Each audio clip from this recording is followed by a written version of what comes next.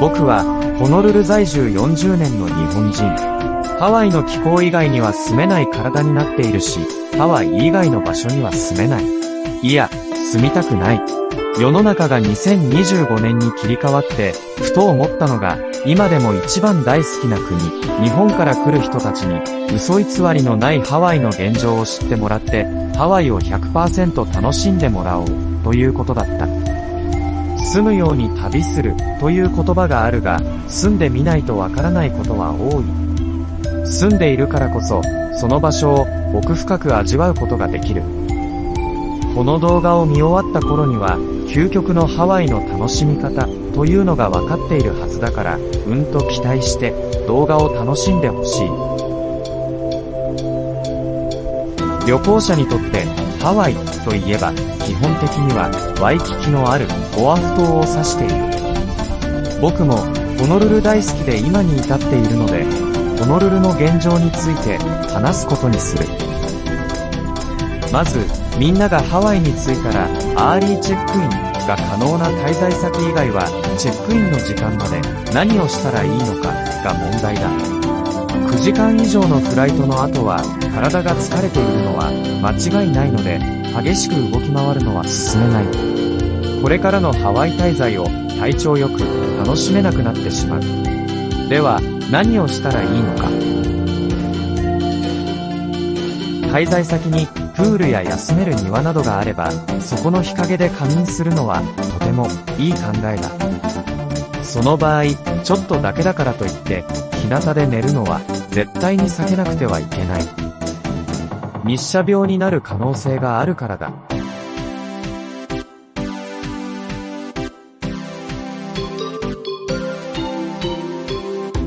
肌の焼きすぎでハワイ滞在を苦しいものにした人がたくさんいる。滞在先に休める場所がなければ、近くのビーチや公園に行って必ず日陰で仮眠をする。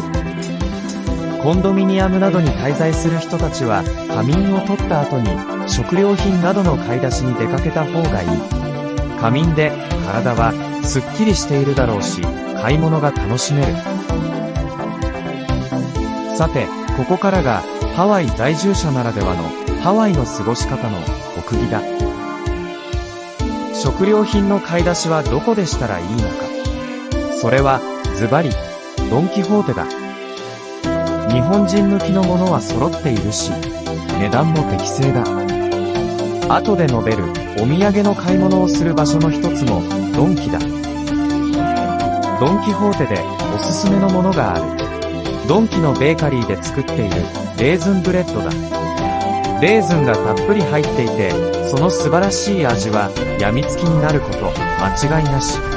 僕はそれを毎日欠かさず卵焼きトーストやツナトーストとして食べている。僕の健康の秘訣の一つかもしれない。そこのアップルパイやピーカンパイもとても美味しい。飽きない味をしている。そして超おすすめの卵がある。それは放し飼いの鳥から取れる最高級の卵だ。ブランド名はワイヤルア。値段はちょっと高くなるが、卵を割ればその素晴らしさがすぐわかる。そしてファミリーブランドのソーダクラッカー。ここのクラッカーを食べると他社のクラッカーには目が向かなくなる。中は小分けになっているので新鮮さが保てる。さて、着いた日のディナーはどこがいいだろう。自炊する人たちは別として、ハワイの外食を楽しみにしている人たちにとってレストラン選びもまた簡単ではない。ウェブサイトで検索して行きたいレストランが見つかったらそこにしたらいいと思う。ハワイのレストランはどこも衛生面はしっかり管理されているので安心だ。ワイキキの中心部以外にもアラモアナやカピオラにカパフィなどいいレストランが並んでいる。フードトラックも結構あるのでローカルの味を楽しみたい人はそこも穴場だ。サントリーや銀座バイリー、チボー、ウルフギャングステーキハウス、ルースズクリスステーキハウスなど値段高めの有名レストランもたまにはいいけど、僕が気に入っているのはエゾギクのラーメンチャーハン、餃子の3点セットだ。最高に美味しくて、ボリューム満点で安い。何十年も前、これに初めて出会った時、びっくりしたのを覚えている。今も相変わらず大人気のアイテムだ。着いた日はもっとブラブラしたいという気持ちを抑えて早寝することを勧める。翌日は体調が最高でハワイが数倍も楽しめるからだ。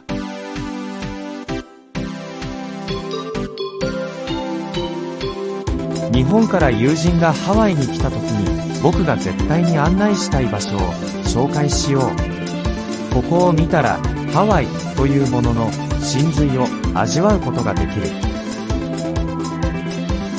まずタンタラスの丘だ。24時間いつ行ってもホノルルの信じられないくらい美しい絶景が味わえる。ここに行かないで日本に戻ったらハワイの魅力の半分を見失ったと思った方がいいほどだ。時期によっては通り道の壁一面に咲く月下美人の大きな花も見ることができる。そして次はダイヤモンドヘッドの登頂だ。頂上からの眺めは世界の人が愛するハワイを象徴している。街並み、海、山、これがハワイだ。それから友人を案内したいところはカピオラニ公園だ。ダイヤモンドヘッドの麓にあるハワイ州で一番大きな公園で、ワイキキからは海岸を通っても内側の通りを通っても歩いていける。全面芝生の中をハワイのそよ風を浴びながら散策すると、ただただ体が喜んでいるのを感じることができる。そして友人を案内したいところがアラモアナショッピングセンターだ。衣食住に必要なものは何でも揃い、オープンエアーの中での散策は日本での買い物気分とはまた違った開放感あふれる安らぐ時間だ。さて、今年は2025年。ホノルルは2000年代、1900年代と比べてどう変わったのだろうか。ホノルルに長い間住んでいる人たちの口からは揃って次の言葉が返ってくる。最近のワイキキは散歩しても楽しくない。そしてそれは僕も感じていることだ。なぜだろう。以前のワイキキは街と田舎がバランスよく共存していた。ブランド店やショッピングセンターがあってもあちこちに田舎風な場所があった。気持ちが落ち着く空間があった。ワイキキは常に進化していて軒並み綺麗になっていく。そしてビルがどんどん増えていく。ということは空が見えなくなっていくのだ。気がついたのは人間は空が見えなくなると心が安らがないということだ。以前のワイキキ散歩は空が視界に入っている中で知らず知らずに気持ちよくなっていたのだ。進化というものは仕方がない。僕たちはそれを受け止め、状況に順応して暮らしていくのだ。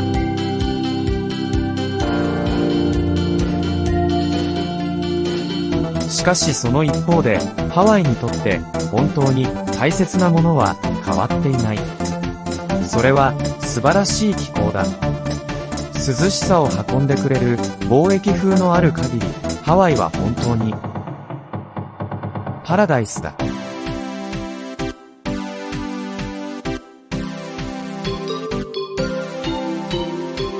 ところで、旅行者の皆さんは、ハワイに住んでいる日本人たちは誰でも、時々は日本に戻って、日本の美味しい食べ物を味わいたい、と思いながら暮らしている、ということを知っているだろうか。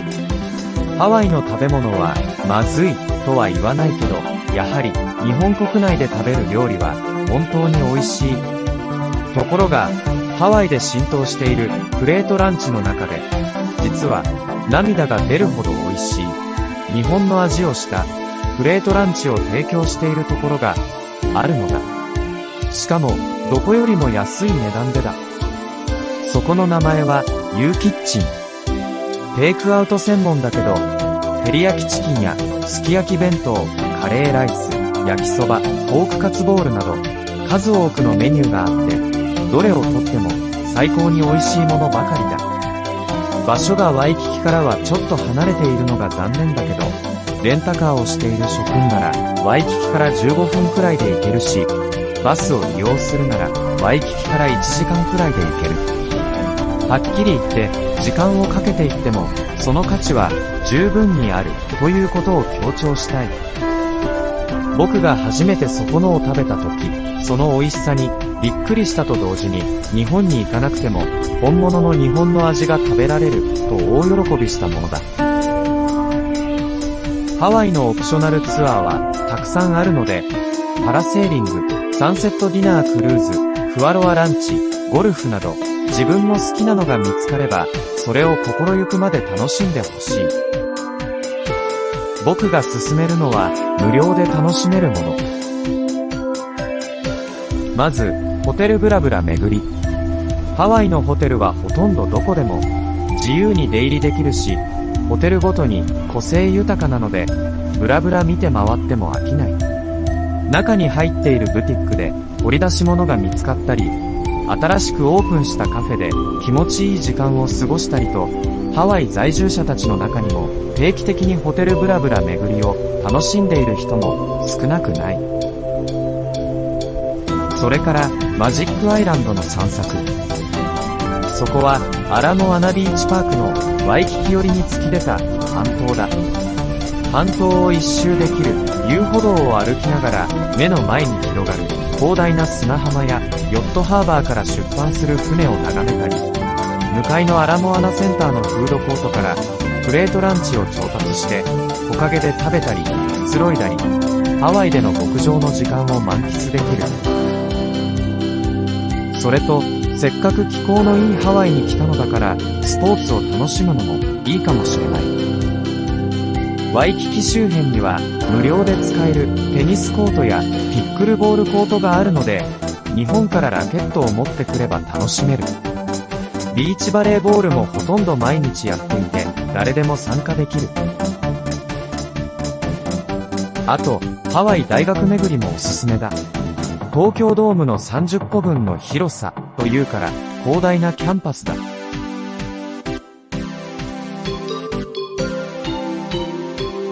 緑豊かなキャンパス内はのんびりしていて自然とリラックスできる。ミニデパートみたいなブックストアでの買い物やカフェテリアでの食事も楽しいし、意外と知られていない日本庭園に足を踏み入れてみるのもハワイでの特別な経験になる。さて、日本に帰る前にお土産の買い物がある。ドン・キホーテも穴場だ。店に入ってそのまま正面に向かうと、コスメ類やチョコレート、雑貨など幅広いアイテムが並んでいる。小中学生がクラスメートたちにあげるお土産のおすすめは、ハワイらしいデザインのキーホルダーやブレスレット、ボールペンなどだ。探せばもっと色々あると思うので、ぜひお土産選びを楽しんでほしい。ここでとっておきのお土産候補が溢れている一押しの店を紹介しよう。そこの名前はロングス。ロングスはどこなら誰でも大好きな店で、生活用品、食料品、コスメ、学用品、雑貨、医療品などほとんど何でもある。そこのウィークリーセールが無敵なのだ。セールアイテムは基本的にどこよりも安くて、たまには卸売で人気のコスコよりも安くなったりする。その安い値段を享受するには電話番号を登録するだけなのだ。登録すればカードがもらえて、それは永久に使えるからハワイに来るときにはいつでも利用できる。店舗はハワイ州内にたくさんあるけど、アラモアナショッピングセンターにあるロングスが便利だ。さあ、ホノルル在住者の話、参考になっただろうか。思いついたままに紹介したので、まだまだ抜けている部分があるかもしれないけど、ぜひ参考にしてほしい。そしてこれからも素敵なハワイを愛し続けてほしい。ではまたの機会に。